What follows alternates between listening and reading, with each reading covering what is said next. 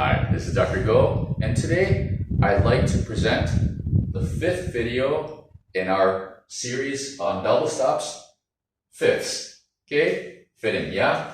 Okay, so under fifths, we're going to have three topics, just three this time. Okay, the first topic is finger alignment, using the fingernail as a guide. Number two is finger pressure, aiming for consistency, sliding with fifths and harmonic pressure. The third one, number two, is string sense for hand position and fast passages. Okay, number three, some useful drills, fifths with thirds, fifths with octaves. Okay, so let's start with topic number one. Okay, finger alignment, using the fingernail as a guide. So a lot of people, when they first start doing double stops, especially, we learn about octaves and the hand frame and such, a lot of them tend to turn the hand too far that way. So the fingernails are facing off to the side. For successful fifths, most of my students, my colleagues, and I find it is much easier if we keep the fingernail somewhat facing towards us more. It's just easier for, better consistency. Yeah. When we face it too far this way, it's harder to get a good pressure. Yeah, a consistent pressure, and therefore it's hard. You have more variables to deal with in order to play in tune with the fifth. So facing the fingernail towards you keeps an even angle that you can visually see coming towards you, going away from you. Okay? So that's the first one. The fingernail is a guide. Keep it facing more towards you as you play. Yeah? See, fingernail towards me, not facing to the side. Maybe I go this way. Fingernail facing towards me, not facing towards the camera here, but more towards me. Okay? Now, finger pressure, aiming for consistency. Okay, however much pressure you need to stop the string, each person's a little bit different. Of course, I am a big fan of pressing as lightly as possible, okay? But you want a pressure that you can comfortably feel and control in stopping the string, okay? If you press too hard, that is to the point that your muscles shake or something like that, then when you press that hard, first of all the flesh and material around your bone joint, that kind of flattens out, and it's not always even depending on the angle of your finger. So that leads to inconsistency in practicing your fifths, and it can be very frustrating. So try to keep consistent pressure, consistent angle as you're practicing your fifths until you find something that's comfortable for you. Now, one thing I tell a lot of my students is to just put the finger in the correct, angle, a decent pressure right between the strings. If you hear one string lower than the other, you pick up the finger and move it over towards the string that was playing a little bit low. So you get a little bit more flesh on the string that was sounding low. And that's one good way to start developing a sense of where should the finger be. Okay? Now, the next one is sliding with fifths and harmonic pressure. So, there are a lot of times that we have chords with fifths in some of the more virtuoso music, Paganini, Ernst, Wieniawski, so on and so forth. Okay? So, for that, the thing is that if you press too hard, can you hear that? That's really hard to shift around, and that lends itself to aiming for consistency, because it becomes difficult to be consistently in tune when you're sliding with so much pressure. So it's really in your best interest to try to slide around with just enough pressure that you would play harmonic, say middle harmonic, like that type of pressure. And just enough to stop, and just add a little bit more to stop the string. Or if you've watched my video on stopping the string, the myth of finger pressure, you can stop it without adding pressure, just correct the wrist. Okay, so that's another one. Now, the last one is string sense for hand position and fast passages.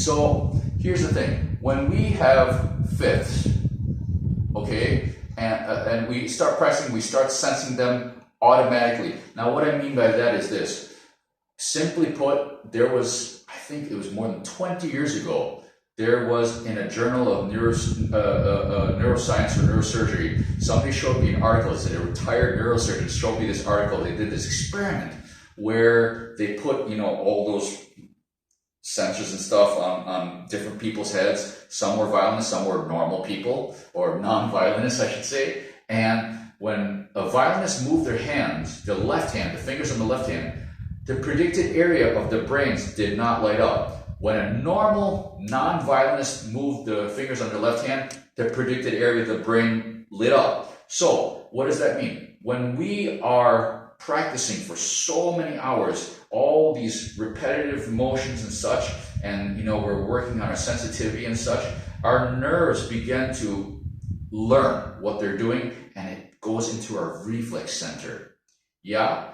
And one thing you have to know is, when we sleep, when we wake up, whatever we do, our cells are constantly being replaced.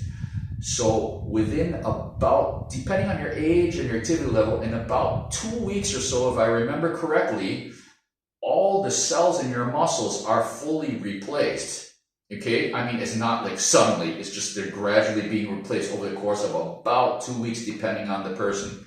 Okay, so if you stop practicing, you don't touch the violin for more than 2 weeks, more than likely the new muscle that you're trying to deal with no longer has true muscle memory. The nerves might not be able to enact those muscles the same way they did on the previous muscle cells and such. Okay, your brain will remember, you know, all that will remember, but the actual reflex centers might not have that information as accurately as it was before. So it's important that you try to touch the violin as consistently as possible. Okay, so that develops the string sense. Okay, so the thing is that once you have the string sense of the fifth,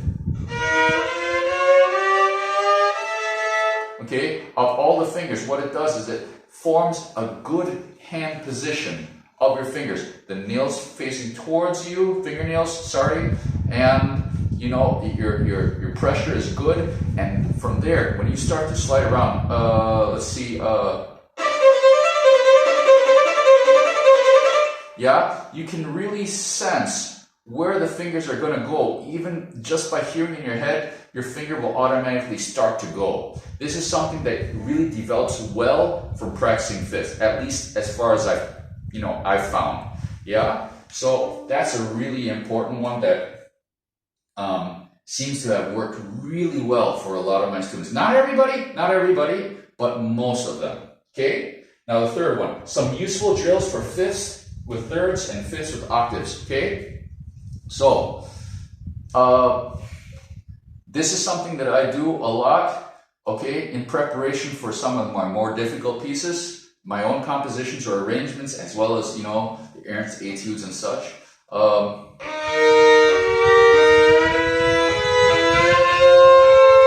And I mix it with octaves and sixths.